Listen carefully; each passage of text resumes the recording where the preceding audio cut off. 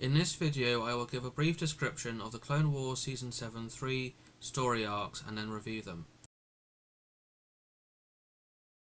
The Bad Batch arc is focused on Captain Rex along with Anakin and Clone Force 99, who are an unorthodox team of clones with genetic mutations who each have their own strengths. For example, Hunter is an excellent tracker and leader, Wrecker has immense strength, Tech is a technical wizard, and Crosshair is an excellent shot.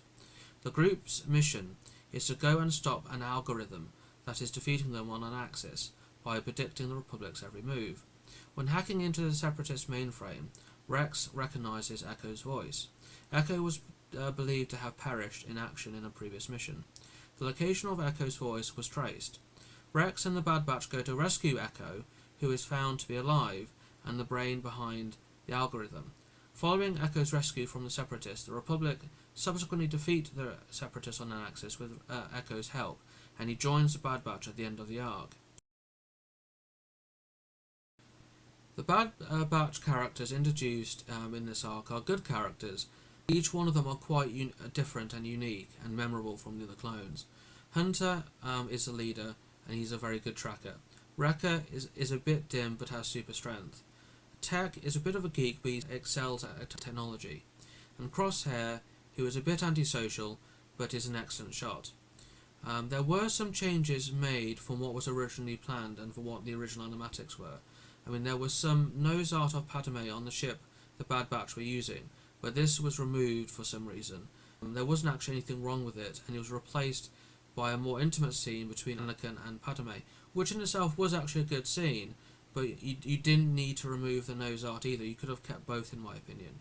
Overall, I thought it was a good arc. I would say I enjoyed this arc the most of the entire season. It was the best arc in the entire season. This arc focuses on Ahsoka, who befriends sisters Trace and Rafa Marquez, and helps them first on level 1313 on Coruscant, and then on a job with the Pike Syndicate, which goes wrong when Trace dumps the spice they were transporting when Ahsoka and Rafa were arguing. The group try and bluff the Pikes, but are foiled and are captured. During captivity they are tortured, and Ahsoka tries to conceal her Force powers because of the sisters' hatred of Jedi, because of an incident where the sisters' parents perish, and they blame the Jedi for this. They try and escape in the third episode but end up back in the cell. However, you do see Mandalorians there led by Bo-Katan. In the fourth episode, Ahsoka makes a deal trying to bluff the Pikes that the spice is off-world and that the sisters can go and retrieve it, leaving Ahsoka in custody, and if they don't return, Ahsoka will reveal where their family is, which is impossible considering what was revealed. Once on the ship, Trace doesn't understand why Ahsoka did what she did. Rafa explains she was helping them escape. Trace wants to rescue Ahsoka and forces Rafa to help. Ahsoka escapes, and while making her way around the facility, she plants explosives. During this, she discovers Maul via hologram, briefing the leaders of his organization that he leads, and he has escaped from his captivity. After the meeting is over, Ahsoka hacks into the system and finds it came from Mandalore, meaning that Maul is back on Mandalore, but she is captured and is about to be executed. The sisters come in and try and bluff the Pikes that they have the spice, and they are shocked to learn that Ahsoka is a Jedi. They argue, but then the detonations from the explosives that Ahsoka planted earlier then goes off, allowing them to escape and board their ship. Ahsoka apologizes for not revealing she is a Jedi and uses her powers to destroy the pursuing Pike ships. They return to Coruscant.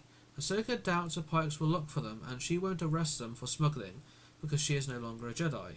Trace doesn't understand how anyone can walk away from being a Jedi, and Ahsoka replies by saying that it's complicated. Rafa remarks that Ahsoka acts like a Jedi even though Ahsoka isn't one anymore. The sisters and Ahsoka part as friends as Bo-Katan and two Mandalorians show up. Bo removes her helmet, informing the group that Death Watch is gone, but tells Ahsoka they have a common enemy in Maul, and she needs Ahsoka's help to deal with him. Ahsoka is reluctant and is afraid of the path that this will lead her down. In the end, Ahsoka agrees to help. The Marquez sisters are a new insert into the arc from what was originally planned. The character of Nix Okami was originally written and was meant to develop a close relationship with Ahsoka, almost like a boyfriend type figure. And this would have been more interesting to see because it would have added another dimension and character development for Ahsoka, but instead this character was cut out and replaced by the Marquez sisters, which was a shame because it would have been very interesting to see. I thought that the bike malfunction at the beginning of the arc dragged on for a bit too long. Ahsoka running on the wall following the confrontation after the bike broke down reminded me of the feature in the Jedi Fallen Order video game, and the images of this level on Coruscant during the arc is reminiscent of the cinematic trailer for the cancelled Star Wars 1313 video game, and indeed the level that the Marquez sisters and Ahsoka are on is actually called level 1313, so inspiration was taken from these games, I think. During the arc, one sister, Trace, does take on 3 toughs and handles herself quite well. Of the 2 sisters, I found her the more likeable of character, but a little bit naive. Rafa is okay. She's a bit of a Del Boy type figure, but not done as well or as likeable as either Del Boy or her sister. But she does go on some character development, and is a different character at the end of the arc than at the beginning. The jailbreak in the 3rd episode I felt was a waste of time because they end up right back in the cell where they began, so it was a complete waste of time. Overall, I thought this arc was the weakest of the 3, and my least favourite. The arc, The Siege of Mandalore, begins just before and concurrently with Revenge of the Sith. It starts during a battle. Obi and the clone troopers are pinned down on a bridge, and Anakin shows up in full view of the Separatists, and he pulls a command droid to him and dispatches the droid. They are then called away and they reunite with Ahsoka. Ahsoka reluctantly returns to the Republic to lead an assault alongside Rex and the Mandalorian warrior Bo-Katan against Maul's forces on Mandalore. Obi and Anakin are called away because of Dooku's attack on Coruscant. Maul had hoped to draw Obi and Anakin to Mandalore to dispatch them, revenge against Kenobi, and to stop Anakin from becoming Sidious's new apprentice, and is surprised when Ahsoka is there instead. Maul also seems aware of Order 66. He states the Jedi and Republic will no longer rule. He talks about Darth Sidious and his plans, but he was never told the full picture. Destiny took a different path. He talks of himself and Dooku being, in effect, stand-ins. Ahsoka confronts Maul, who tries to get Ahsoka onto his side, sharing a haunting vision about Anakin and Darth Sidious's plan about to come into full effect, with Anakin having been groomed by Palpatine to be at the centre of it. Ahsoka doesn't quite believe Maul. They fight and Maul disarms Ahsoka twice, but in the end she captures him. After Maul's capture, he is taken aboard a Republic warship bound for Coruscant. Ahsoka is eager to speak to Anakin about what Maul said, but she cannot speak to him at that time, but instead she speaks to Obi, and he is also concerned about Anakin and would like her to speak to him in due course. Sidious executes Order 66 and the clones attack her. She managed to escape and restore Rex's free will with the help of some droids.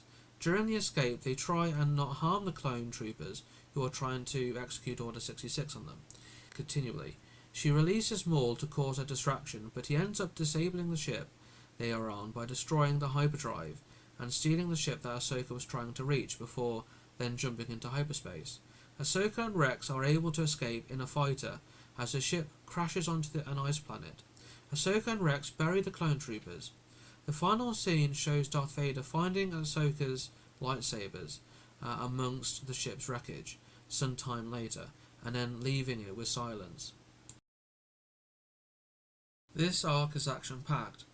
Anakin is a bit cocky at the beginning of the episode, but it was a delaying effort to bring the tactical command droid out into the open so Anakin could dispatch him, and then unleash a trap that wins the battle.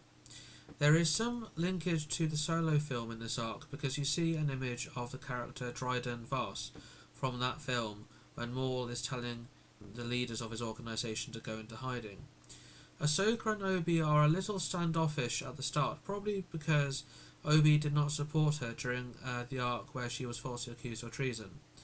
Ahsoka defeats Maul, which is a bit surprising considering how formidable Maul is, and she was only trained up to the Padawan level. She was disarmed twice, but she still won in the end.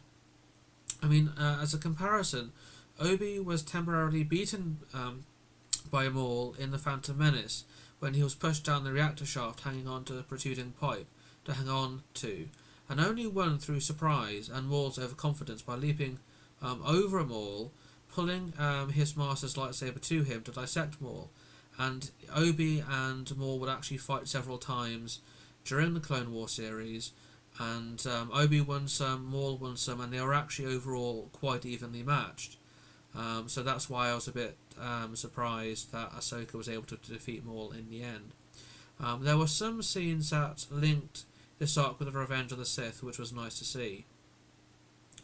It was a nice scene at the beginning of Episode 3 between Rex and Ahsoka about the war, and how Jedi were meant to be keepers of the peace and not soldiers. And Rex, although he does not like the war, but without the Clone Wars, the clones wouldn't exist. So that was a nice little dynamic between the two. The droids in the fourth episode, the same droids that had previously helped Ahsoka free Rex from the chip that was controlling him.